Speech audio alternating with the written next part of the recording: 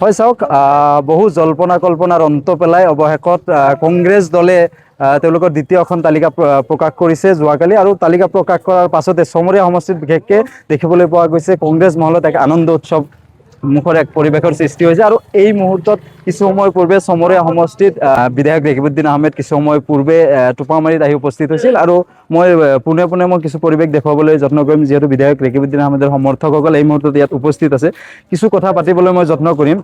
কিছু জ্যেষ্ঠ লোক মোৰ সৈতে উপস্থিত আছে, যিহেতু বিধায়ক ৰেকিবউদ্দিন আহমেদে টিকট লাভ কৰিছে কংগ্ৰেছৰ আৰু কিছু সময় পূৰ্বে ইয়াত আহিছিলে।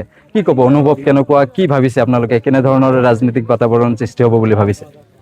আমিতো কংগ্ৰেছী মানুহ, হয়, টিকেট জনি পাব তাৰ লগতেই থাকিম। ৰেকি পাইছে আমি সন্তুষ্ট। কি আশা কৰে ৰেকিবউদ্দিনৰ পৰা? এটা অত্যন্ত ভাল আশা কৰিছোঁ, এটা পজিটিভ ভিউ। মোটামুটি আমাৰ সৌভাগ্য যে এজন খুব কৰ্মদক্ষ প্ৰাৰ্থী আমি পাইছোঁ।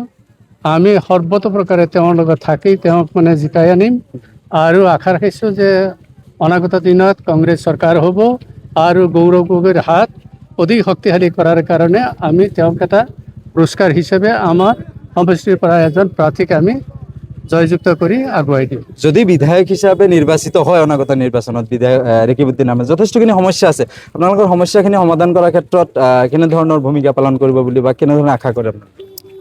মই চমৰা সমষ্টিবাসীৰ কাৰণে এটা ৰাইজৰ এটা সৌভাগ্য বুলি মই আজি ক'ব পাৰি। আজি এটা শুভ দিন এই কাৰণেই যে আজি ইমান 59 বছৰ পাৰ হোৱাৰ পিছতো, ভাৰত স্বাধীন হোৱাৰ পিছতো আমাৰ 126টা সমষ্টিৰ ভিতৰত বিশেষকৈ চমৰা সমষ্টিৰ প্ৰত্যেকটো গাঁও অঞ্চলত যিটো ৰাস্তাৰ সমস্যা, আমি আশা কৰিছোঁ আৰু বিশ্বাস আছে যে ৰেকিবউদ্দিন আহমেদ এজন দক্ষ আৰু বাকপটুতা আৰু তেওঁ সাহসী এজন বিধায়ক এইবাৰ চমৰা সমষ্টি আমি লাভ কৰিম, আৰু আশা কৰিছোঁ তেওঁ 126টা সমষ্টিৰ ভিতৰত বেছি ভিতৰত জিকিব বুলি মোৰ এটা বিশ্বাস। আজি যিখিনি ৰাইজৰ উৎসাহ উৎফুল্লিত মই দেখা পাইছোঁ, আৰু জিকাৰ পিছত আমাৰ প্ৰথম কাম হ'ব নগৰবেৰা যিটো DBRP পাৰঘাটৰ ব্ৰিজ দলং, এইটো আমাৰ চমৰা সমষ্টিৰ টোপামাৰী জিপিৰ পৰা আমি প্ৰথমে এইটো দাবী জনাম যে আমাৰ নগৰবেৰা DBRP পাৰঘাটৰ ব্ৰিজটো লাগে।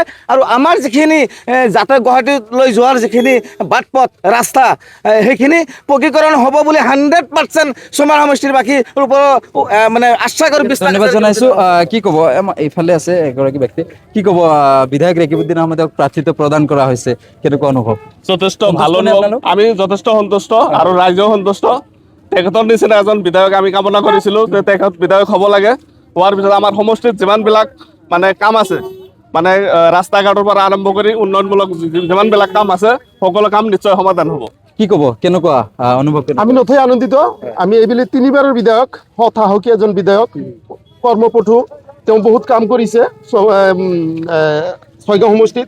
এইবেলি আমি নতুন চমৰীয়া সমষ্টিত পাইছোঁ তেখেত। আমি আশা কৰোঁ তেখেত আনন্দিত হৈছে, নথৈ আনন্দিত।